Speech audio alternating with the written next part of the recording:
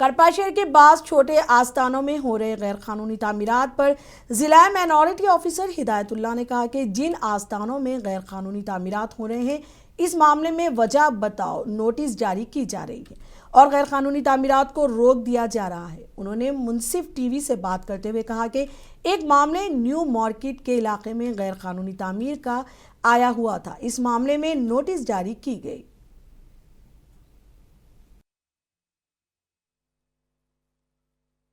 जिला कड़पा के डीएमडब्ल्यू हिदायतुल्लाह साहब इस वक्त हमारे साथ में हैं, इनसे बात करते हैं। सर, खास तौर से शहर कड़पा में कुछ दिनों से जो आस्थाने हैं, जो छोटे छोटे आस्थाने हैं, उसमें गैर कानूनी तामीरी काम चल रहा है बोल के इल्ज़ामात हैं और एक आस्थाना दूसरे आस्थाने को नीचे दिखाने पर लगा हुआ है। इस पर आप क्या कहेंगे?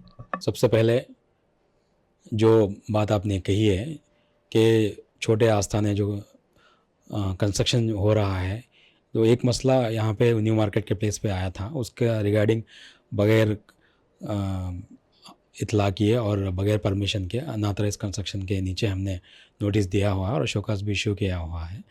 तो और बाकी के दूसरे जो भी कंस्ट्रक्शन के रिगार्डिंग हमारे नज़र में आते हैं, तो हम इमीडिएटली उस पर शोकास नोटिस इशू करना और वहाँ पे रोकथाम करना और प्रोटेक्ट करना, ये सब भी जारी रखे हुए हैं।